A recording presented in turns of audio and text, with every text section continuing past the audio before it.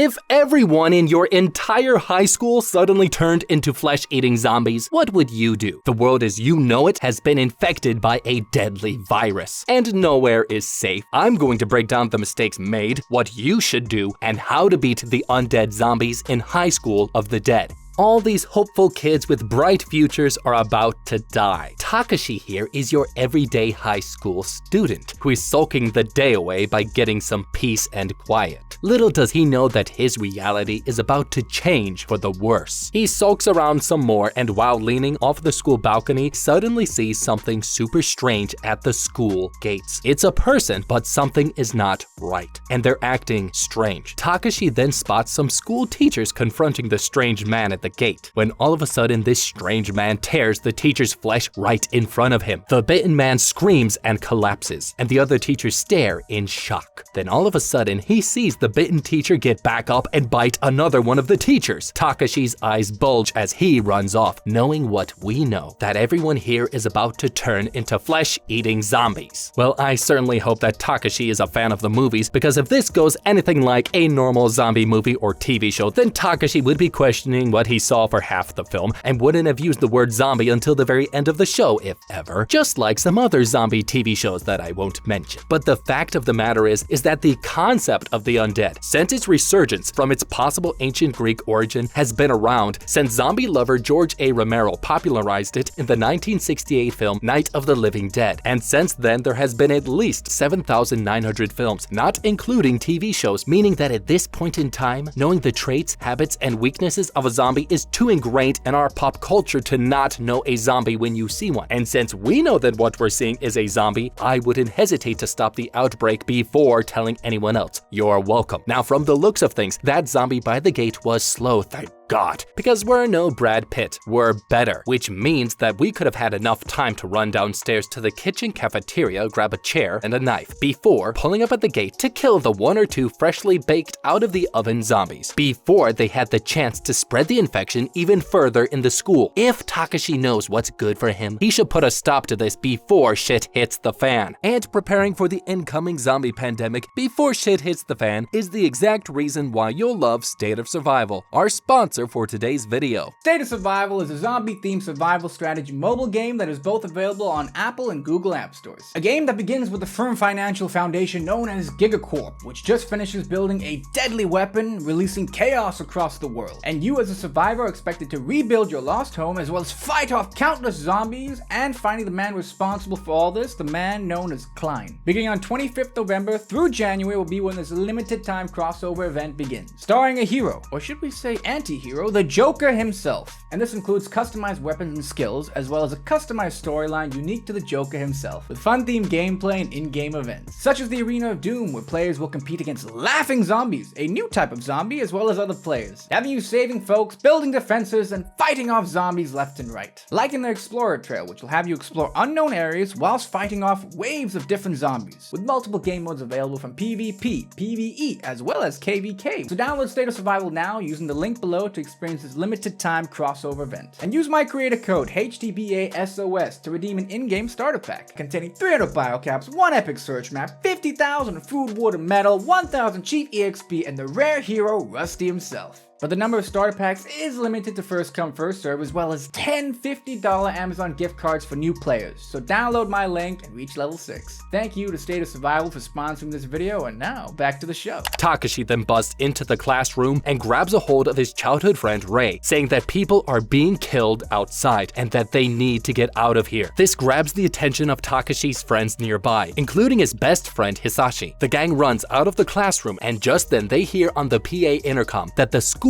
is in a state of emergency and that violence has erupted in the school. Panic and utter chaos takes over after every single student hears the terrifying screams of the dying teacher on the intercom. Hisashi says that they should head to the roof and wait for help, and so they set off, encountering a scary zombie on the way there and realizing that they're more dangerous than they look, barely escaping with their lives, but not before one of them loses their only chance at survival. Hisashi has been bitten, and I suppose you can say he can thank his lucky stars because they don't know that certain death awaits him. Elsewhere, we see countless groups of people getting killed left and right, even best friends backstabbing each other to survive, showcasing to us the ultimate savagery that mankind is capable of. Reaching the roof, the gang sees all around them that the whole of the area, and maybe even the world, has gone into complete chaos, just as more zombies start to surround them, forcing them to run past the hordes and barricade themselves up past this staircase. But Hisashi is now on the brink of death and asks Takashi to kill him, as they both know what will soon happen to him. All of a sudden, Hisashi turns into a flesh-eating zombie, forcing Takashi to sack up and end his best friend's life. Well, that's not fair. I just lost the one person who I know would be a guarantee to like my next Instagram pic. But Takashi, what are you doing? You should have ended your friend's life before he turned. Common courtesy, hello. I would have also begun taking notice of the victims in the school when we were in the clear, because the one thing that zombie pop culture doesn't guarantee is the incubation period of a zombie bite before someone turns. And this is something that we should work on finding out ASAP, because the first bite mark victims at the school gate turned almost instantly, whereas my best friend took his sweet ass time to die. If I was Takashi, aside from making sure that we begin looking for weapons, I'd also begin taking notes on the zombie enemy. I would have also used this time to examine my friend's dead body. I would begin looking around his bite mark to see if there were any telltale signs of rapid infection or warning signs laden on the surface of his skin, from any rashes to hives to skin disorders beginning to form around his body or around the bite mark, because we know that this virus on a molecular level changes the physical appearance of a zombie victim. So we might as well study the signs of someone who has been bitten, because the next person who we befriend who ends up getting bitten might not be as honest with us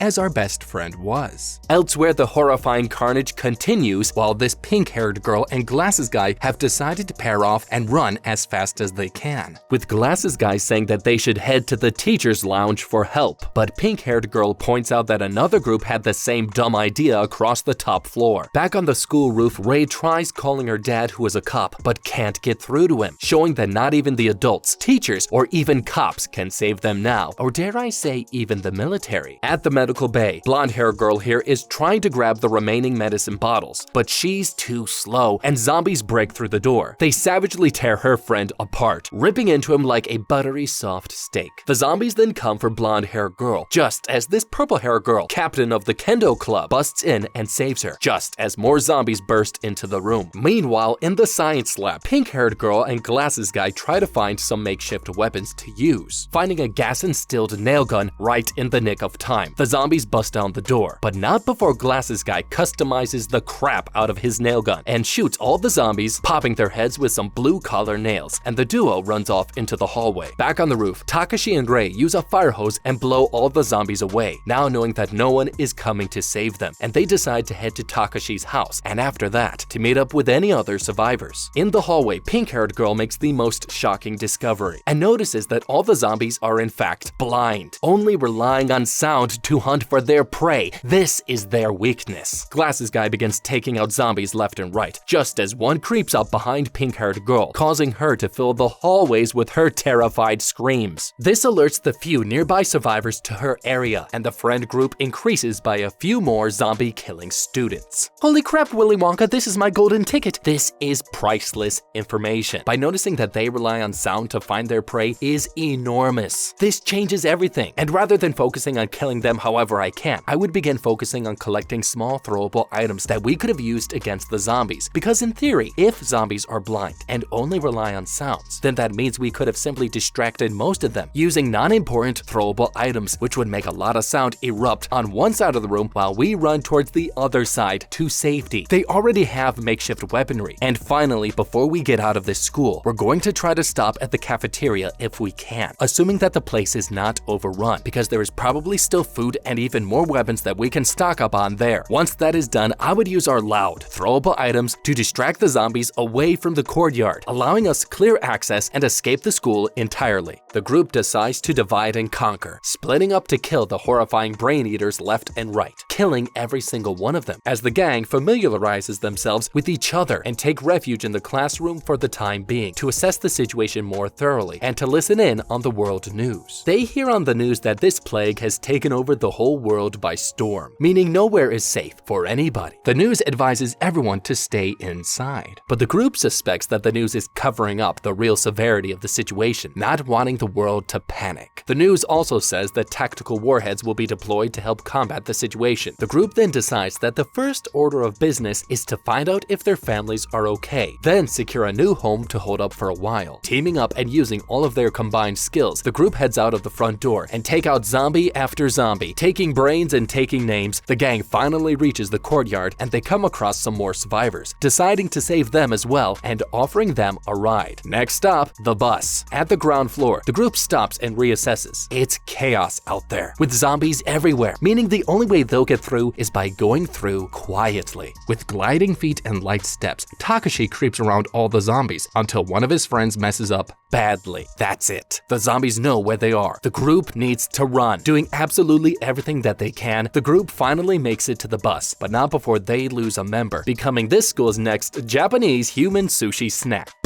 Okay, this gang is stupid. The main kids seem to have their shit together, but not everyone else does. And of course, why would they? They're all kids. What Takashi should have done was to have ordered smaller groups made up of 2 or 3 people to head towards the bus, taking turns to head to the bus in an orderly fashion. People in smaller groups could have paid better attention to their partners and could have helped guide the ones who were more likely to mess up, having better control in a smaller group rather than a bigger one. Yes, the process would have been slower, but taking a more methodical approach would have been the smarter thing to do. Remember, this whole group is made of a bunch of kids, and we know how kids can be. Takashi and crew reach the bus, but the intensity isn't over. In the distance, they see another group of students led by a teacher, and the gang decides whether or not they should wait for them, but this isn't no ordinary group. And the teacher is more sinister than he looks, leaving behind a desperate classmate to die to save himself. Takashi's group has yet to realize that this man will cause them more horrifying troubles in the future. Barely making it, everybody finally gets on as the bus takes off and charges right out of the front gate of the school. But the menacing realities of the world aren't over for them just yet, because this teacher is more of a freak than his haircut makes him look, as he tries to convince everyone on the bus to make him the leader of the group. And in the back of the bus, the class students begin to eat right out of his hand, alerting the core group to the dangers of this man and for what's to come. Okay, while I admit this creepo teacher is definitely giving off some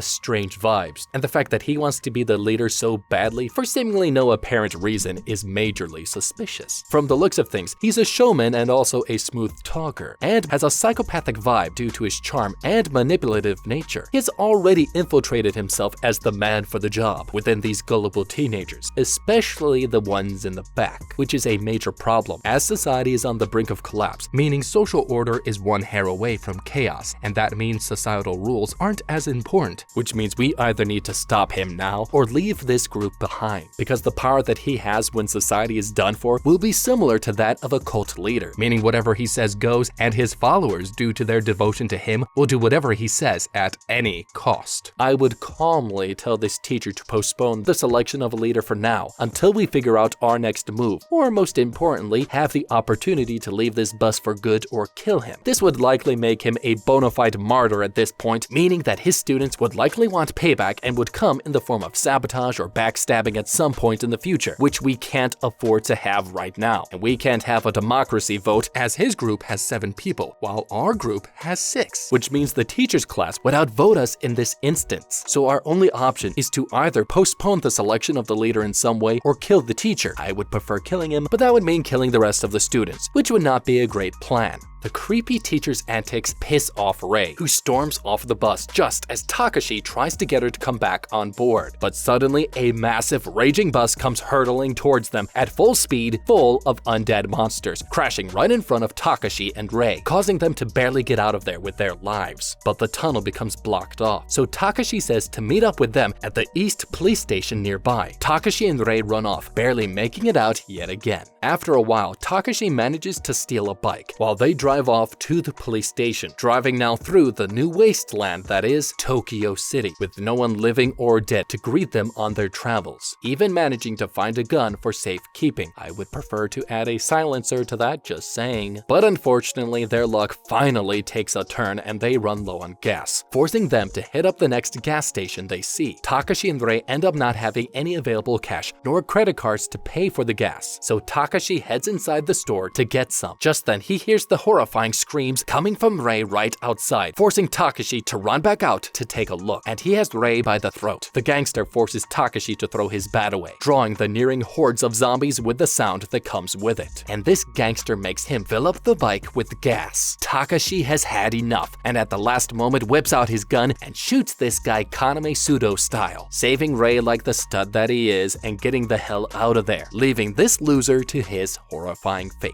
Okay, well, I do appreciate Takashi's noble knight in shining armor nature. He did not need to run back out of there as soon as he heard her scream. Takashi knows Rei well enough that she would not just scream for no reason, so he did not need to run out of there and expose himself like that. Rushing out of there put him at a disadvantage. The better option would have been to go with the element of surprise, which would have been way more efficient and way more quiet. Takashi already has a gun, meaning he wouldn't need to close the distance as much as he would have needed with an edged weapon. And if we remember, the bike needed gas to drive, but the gas tank needed cash first to allow this, meaning Takashi could have stayed hidden within the store until the gangster entered the store himself. Once the gangster entered the store, Takashi could have simply waited for his chance and put some lead right into his brain. There was no need to rush and expose himself to the gangster. Worst case, Rei would have died and we still would have gone out scot-free with a dead gangster on our hands. Now, driving across the city, Takashi and Rei witness the entire city going to hell, with living, breathing people and zombies alike trying to kill everyone. No one is safe. They stop near a bridge out of town, but it's packed, so they decide to head to Unbetsu Bridge, another route out of town where they hope to meet up with the gang. Back on the bus, the gang sits in traffic, as the only exits out of the city are packed with terrified, frightened people, hoping to leave Tokyo City before it's too late. Glasses Guy talks with pink-haired girl as they discuss where to go, mentioning that they need to cross Unbetsu Bridge and head to the police station, but they're running out of time, as this teacher is clearly warping his students' minds, turning half of the group into a cult. So the main gang leaves the bus in search of another vehicle, but on the bridge, the situation isn't any better. The gang comes face to face with terrifying hordes of zombies, encircling the group and trapping them. Back on the bike, however, Takashi and Rei drive near the bridge and see a truck, and Takashi uses this moment to pull off, and can I say, a freaking stud move, blasting up the ramp and launching into the sky, landing right in front of the group and managing to take out a few zombies in the process, helping the gang kick zombie butt. But crossing this bridge isn't that easy, and crossing through the stream isn't an option, so blonde-haired girl offers her friend's apartment to them and that she has a key to it nearby, saying that the gang can go there and take refuge for a bit. Okay, this blonde girl is more silly than she looks, and that's me being nice. This is the type of stuff that maybe you should have brought up in conversation way earlier. I mean, come on. Realistically, in the event of a zombie apocalypse, holding up is probably our best option in the intermediate term. A zombie apocalypse would last for far less than you think. After all, zombies are practically walking corpses, which means in theory the longer we stay holed up in our houses, the progressively weaker and weaker all of these zombies become, which then would become even easier for us to kill over the coming days. The zombies that wouldn't be killed by wild animals would eventually succumb to weather exposure, as a zombie has no instinct to seek shelter. They'll either freeze or dry out over the coming days. The smartest thing that we can do right now is to wait indoors. Now, of course, this is highly dependent on the type of shelter we're heading to. The gang relaxes in the apartment as the news claims that the situation is only getting worse, with the virus now claiming over 2 million victims, with projected amounts to go over 10 million victims within 2 days, meaning 10 million more zombies to deal with. The gang needs to prepare for what's to come, but luckily blonde-haired girl's friend's place is packing more than just luxury square footage. Back on the bridge, the cops say that they've lost almost all contacts from upper management, saying their last order was to do whatever it takes to hold and claim this bridge from the masses trying to get through, even killing someone and shooting them in the head. They mean business and no one is getting through. Near the apartment, the gang spots a father and daughter as they go house to house begging to be let in and saved from the horrifying hordes that are closing in on them. But this isn't a civil world anymore, and nobody trusts anybody. The dad then bangs and bangs on one door, but suddenly gets stabbed, leaving his daughter alone to face the horrors that will soon reach her. But Glasses Guy has got her in his sights and fires off round after round, picking off the flesh-eating zombies left and right, alerting everybody in the apartment, the horde outside, and even this random dog, which totally throws out their plan to stay hidden and to not make a sound. They have a new mission: rescue that little girl. Takashi heads off on the bike to save her, with Glasses Guy covering him from the rooftop. Takashi dashes through the zombies and crashes hard right in front of her. He quickly kills off the surrounding zombies, picks this girl up, and heads for the top of the wall. Holy crap, this is is actually terrifying. These zombies just came out of nowhere, and now our nice little spot is compromised. Now, I'm not one for showing any acts of decency, because this is the apocalypse, people. But alright, let's talk about this situation for a sec. 1. He should have brought more than his revolver. And 2. He should have brought a piece of string and a coin. But otherwise, Takashi for one has got a huge set of marbles on him because he went in hard. And from the looks of things, he managed to secure the gate entrance, which was smart on his end. But he took a risk in walking in between the wall when he was carrying that girl. The zombies could have easily grabbed onto his foot and made him fall, which is why I think we should have been a little more sneaky. Again, the zombies have poor to no eyesight, relying mainly on sound. He could have used his bike and have fastened 2 pieces of string along with the coin that we brought, and would have tied it to the horn button on the motorbike. This would have allowed the bike to sound off with its horn, luring the zombies away by the noise and covering any sound that we make as we scaled over the wall with the kid and climbed in between house to house, slowly making our way back to our safe house. Takashi balances his life and this girl's life on the thin-edged wall as they try to walk back to the apartment. But the gang waits for no one and dash into the Hummer with all of their things and rush to go save Takashi, the girl, and the dog, driving off to avoid the now millions of hordes of zombies alerted to their apartment location. Elsewhere up in the sky, even the United States president and his cabinet have succumbed to the virus. With almost all of Air Force One now turned undead, the president has a choice to make before he dies: to enter the code to launch an attack on the world before they use intercontinental missiles to destroy the US, activating 666 Delta Protocol before everyone dies. Back in Japan, the gang finally crosses the river, reaching the other side, but something isn't right because there's no one around, dead or alive, to be seen. The gang cautiously drives through the empty streets, finding not a single soul, until a horde of zombies comes up on the road, being present around every street. Their numbers keeps growing larger and larger as the gang gets into the city, forcing the group to drive right through them, killing hundreds of them in seconds. But they suddenly notice a wired fence cut right through the road, forcing the gang to make a quick turn and drift near it, almost running into a wall in the process and causing Rei to injure herself. They are now trapped with hundreds of zombies closing on them. Takashi jumps down to save Rei and starts blasting away the zombies left and right, but there are way too many for him to control. So purple-haired girl jumps down to help him out, killing as many undead as she can, but they're running out of time and they've got to figure out a better way to handle this before they die. This group could have gotten out from the get-go. It's obvious that the wired fence is holding off the zombies. The gang could have jumped over the wired fence and ran away, or if they couldn't for whatever reason, another method could have been resolved by taking advantage of their inability to see and rely on sound. The gang could have stayed in the Hummer with Takashi and someone else to begin making noise on the opposite end of the road, luring the zombies away from the Hummer, and they would have been blinded to what was actually going on. For the majority, staying in the Hummer would have only given them temporary protection against the zombies, and would have muffled any sounds that the gang could have given off, thereby giving the zombies a chance to hone in on only one source of sound being drawn in from that area, by making sure that Takashi and whoever else is with them make the loudest noise possible to lure the zombies away. Staying in the Hummer would have also shielded the gang from giving off their scent, which at this moment is a preventative measure since we don't know for sure if the zombies can smell, since up until now this hasn't been established yet, but I personally am not going to take that chance. The gang runs nearly out of bullets, forcing everyone to take some drastic raunchy measures. Purple-haired girl and Takashi try to lure the zombies away from the Hummer by running up the nearby stairs, but there's too many of them, and they don't budge, forcing the gang to use up the rest of their ammo, and they know that their minutes are numbered. But that's just when the most insane thing happens. Some folks dressed in firefighter gear show up across the fence and blast the close-by zombies with pressurized water cannons, and one of them turns out to be pink-haired girl's mother. Takashi and purple-haired girl make a run for it, and they plan to meet back with the group at a later point, since Takashi knows where pink-haired girl lives. Takashi and purple-haired girl stumble across a bike shop as they run through the empty streets, and they decide to go with an amphibious vehicle, and the duo launches into the river nearby. They decide to stay at a nearby temple right by pink-haired girl's house for the night, because they know they won't make it to the house in time, because no one should stay out at night, not anymore. Takashi and purple-haired girl make it to the temple and rest up for the night. The next day arrives as silence fills the empty stone streets. Takashi opens the temple door, not knowing what terrors await him, until an entire horde of zombies climbs up the steps and heads straight for him and purple-haired girl. Somehow they knew their location despite them not making a single sound the entire night, or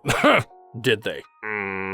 They are in trouble. For starters, he should have secured that temple better and have looked for a back exit the second he got there. And also, while the zombies can't see properly, there is still an issue of smell which we haven't taken into account. We don't know for sure, but it's reasonable to assume that the zombies were led there by our scent. Aside from simply going through them, I would have put our very own samurai purple-haired girl on for protection duty to guard us, and I would have gutted a single zombie before placing their organs and intestines all over us. This would have allowed us to see if by dressing up as a zombie with the scent would make the zombies leave us alone, and if this doesn't work, we could have simply lured enough of them around the walkway of the temple. This way the zombies could have been led around the temple, which would have cleared the pathway enough for us to get out of there. The duo does their best to break through this zombie horde and run for their lives, finally reaching pink-haired girl's mother's house, a sprawling compound filled with other workers and security for everybody, including for pink-haired girl's dad, a hard-edged man who is known as the big boss of the area. And for a brief moment, the gang almost feels as if things have gone back to normal. But nothing is built to last, and the adults in the compound treat the kids like shit and boss them around, treating them like kids who have not gone through a zombie apocalypse, knowing that this type of structure won't work for long. The kids get together and decide if they should get absorbed by the now large compound group or should strike out on their own. But the outside is only getting worse, with millions of zombies coming to life every day. But pink-haired girl, knowing her terrible family, thinks that they won't last long in here. Back on the teacher's bus, however, the gang, after all this while, has gone absolutely nuts, brainwashing all of these teenagers for the worst, and turning this group into an official madmen cult. And they also finally find the same compound that Takashi's group is in. But Takashi's got some other problems. In the compound, the group realizes that everyone here is too close-minded, and everyone here doesn't think that the undead zombies are really zombies. They think that everything is fine in the outside world, when in reality, it's the complete opposite. The compound somehow thinks that Takashi and his group are just stupid children carrying weapons and drunk on power, and it's only a matter of time until they get that power taken away from them. Alright, I hate to be the one to break it to you kids, but you're all just kids! If I'm a 17-year-old with self-image problems and pent-up hormones, I would stop for a moment to think about the reality of our situation. 1. Barely a few days has passed, and we've been really lucky. In this situation, the longer we stay out in the open, the higher risk we have of getting injured and or killed, or turned into a zombie. And zombies aren't going to be our only enemy. There are thousands of anarchists, criminals, people who despise the current lawful status quo and won't hesitate to take advantage of the fall of society. They won't hesitate to kill innocent people and do whatever they want. It's only a matter of time till one of us gets killed out there. And as society falls, the decomposing zombies will be the least of our problem. Realistically, I would bite the bullet and take all the shit this porta potty dump of a safe haven would give us. As in, I would stay here where it's safe and not leave this place probably as long as I can. Takashi then goes to pink-haired girl's dad and says that Rei's dad is a cop, so he can find out what's going on if he heads to the nearby police station, and as well as find her mother in the process too. But pink-haired girl's dad says that in less than 2 days, the entire compound will leave this area, that the city is far too dangerous to stay in for much longer. But Takashi says that he'll be back before they go, and if he doesn't, well then that probably means that something happened to him. Later, as he prepares to leave, purple-haired girl offers to keep him company with her charms and her sword. And just then they meet a familiar face, their old teacher. But Rei isn't having any of his shit and sticks him up at gunpoint and forcing him and his crazy cult to leave the compound before something happens to him. The blonde-haired girl also finally manages to remember her friend's phone number, the friend whose apartment they stayed at earlier. She picks up and reunites with blonde-haired girl for a brief second on the phone. However, elsewhere, hidden in the depths of the ocean, a submarine gets word of the executive order given by Air Force One, and the submarine launches a Trident warhead into the sky. The warhead blasts right over Tokyo and cuts blonde-haired girl's phone line, along with all other electronics over the area, cutting off everyone from everything. And at the same time, this explosion cuts off the electronic brakes of the school teacher's bus, causing him to crash right into the wall of the compound, unleashing the dead and killing everyone. Holy shit, this is insane. Everything and everyone just got hit with what looks like an EMP blast, which is an electromagnetic pulse that can temporarily or permanently damage electronics by generating high voltage and high current surges. Despite conventional wisdom according to LifeWire, it is unlikely that the majority of cars even today would suffer any long-term permanent damage. Although at this rate, we don't have time to sit and wait around, and people are panicking, which means we could have used this situation to take advantage of everyone. We don't have enough bullets to kill every single zombie, but we do have some bait. Tons and tons of bait. I'd say, excuse me, thank you ma'am, and lob some grenades over the resting in crowds nearby, killing everyone. Oops. But by doing this, I would use their varied bloody body parts as a meaty distraction to lure the zombies in, while I slip away out the back, but not before heading into the estate kitchen inside. I'm going to grab more supplies, more food, and more knives, and I'm gonna leave this hellhole forever. Hundreds of people start to panic as the compound's people and the kids barely manage to hold it together, slicing off zombie heads and limbs like it's butter. But everyone knows that this won't last long, as thousands more undead swarm the compound. So pink-haired girl's dad orders everyone to take his copper-plated anti-EMP vehicle, with him opting to stay behind with his people and his wife to hold back the undead long enough for the high school group of teenagers to get out of there and head off into the distance, living yet another day in this new world filled with the undead. And if you want to live another day in the zombie wasteland, don't forget to like, subscribe, comment, and check out our How to Beat playlist down below. Peace.